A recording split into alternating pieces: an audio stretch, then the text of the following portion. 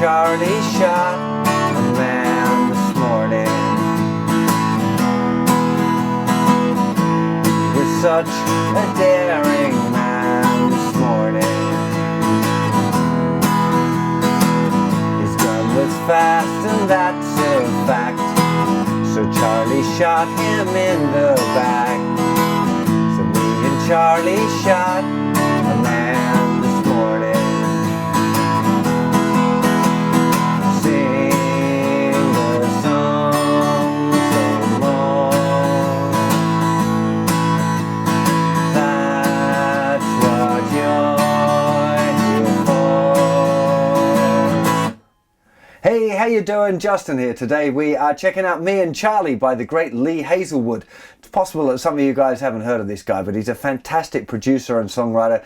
He produced a lot of the great music by Nancy Sinatra, Frank's daughter, but has his own albums as well. And I don't know why this song tickles my fancy.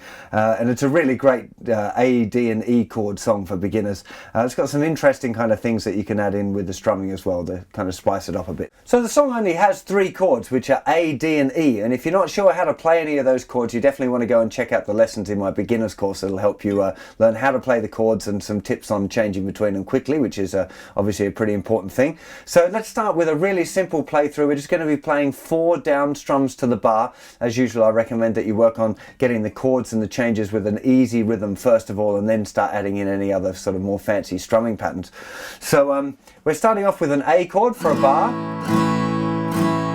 Then we've got 2 strums on D, 2 on E, and then back to A for a whole bar, and then E for a whole bar. Now it does that sequence again, so A for a bar, 2 on D, 2 on E, back to A for a whole bar, and then down to E for a whole bar. Now it starts the same, a bar of A, 2 on D, 2 on E, back to a bar of A, 2 on D, 2 on E, back to A, and then 2 on D, 2 on E, and back to A for a whole bar, and then E for a whole bar. So in this kind of song, it's not like there's one little 2-bar sequence that's repeated around for the whole song. So you do need to think about it a little bit more than that. And one of the things that you'll find really helpful is to think of little sequences as either being 2 bars or 4 bars. So this particular one has a bar of A, then the D to E, bar of A, bar of E. Okay, it does that whole sequence twice. Then it goes A for a bar, D to E, and it does that 3 times, then there's a bar of A and a bar of E. So sometimes just writing that down in a really simplified form can help you remember the tune. Let me just play it through once with the lyric as well, so you can see how the chords and the words relate to each other. So it's starting off on the A, so A, me and Charlie, D and E, to A chord for a bar, to E, to A. He was such a D chord, E, this A chord, to E, back to A. His gun was fast and D's an E, back to A. So Charlie shot him, D to E, A. Me and Charlie, D and E, this A chord, and down to E.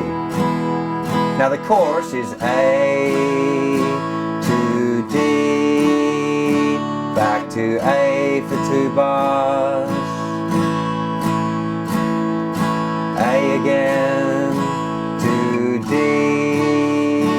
to A, and then there's a stop, 2, 3, 4. So chorus is very, very simple. On the original it's kind of stacked up a choir kind of singing it in reply to Lee singing in the verses. That's kind of the structure of it. And the chorus is A, D, A, then A, D, A, but that last time we do a little stop. So we strum on beat 1, 1, and then mute for 2, 3, 4. Okay, so the chorus again, A to D to A. Second time, A to D to A, 2, 3, 4, 1, 2, 3, 4, and then we're into the next verse. So once you're confident with the basic changes and you can play along doing that really simple 4 to the bar strumming, it's time to kind of spice it up a little bit. And the pattern that I'd recommend that you start off with is doing down, down, down, up, down, up, down, down, down, up, down, up, 1, 2, 3, and 4, and 1, 2, 3, and 4, and. Now there's a slight kind of swing to it. It's not mathematically, you know, divided bar. It's got this little kind of 2, 3, and 4, and 1, as opposed to 1, 2, 3, and 4, and. Okay, that would be straight. 1, 2, 3, and 4, and 1, 2, 3, and 4, and. But we're going to delay the ands a little bit, and you end up with this 1, 2, 3, and 4, and 1, 2, 3, and 4, and. A slight swing or a slight shuffle. Different people use different terms for that.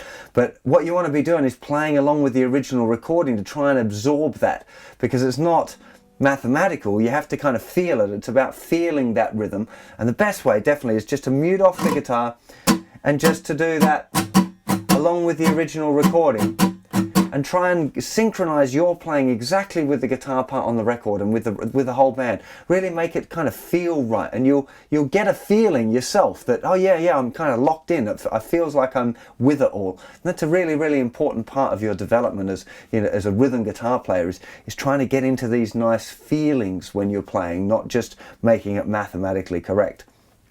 So once you can do that, then you want to try and apply that rhythm to the chords. So just keeping it nice and simple still, 1, 2, 3, and 4, and down, down, down, up, 2, 3, and 4, and 1, 2, 3, and 4, and 1, 2, 3, and 4, and 1, 2, 3, and 4, and 1, 2, 3, and 4, and 1, 2, 3, and 4, and 1, 2, 3, and 4, and 1, 2, 3, and 4, and 1. And just taking it through like that, trying to get the feeling of it so it feels good to you, and you're not, definitely no pausing for the changes. Okay, this is one of those songs where that kind of rhythm, it's really bad for your rhythm skills to be stopping between chords. If you go,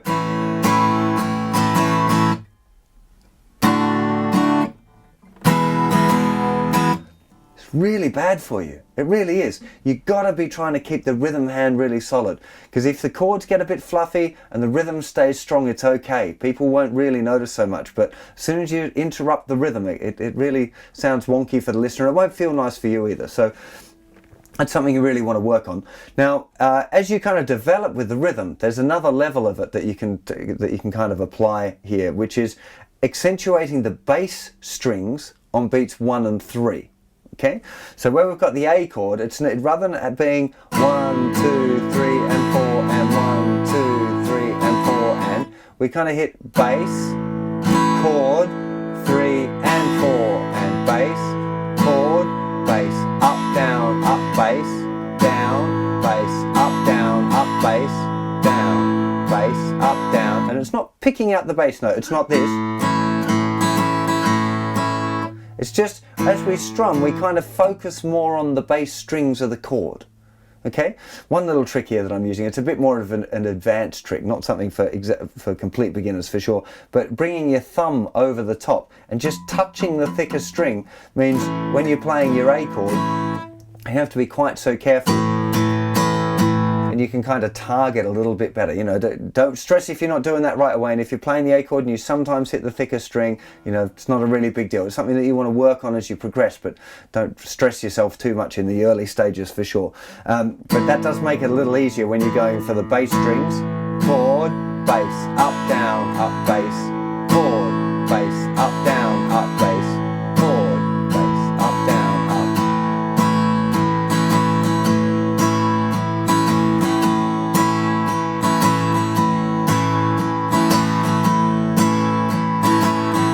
And you'll find just practicing again, not worrying about chord changes, just put one chord down and really work on that rhythm, you know, make it feel good and then start to apply it.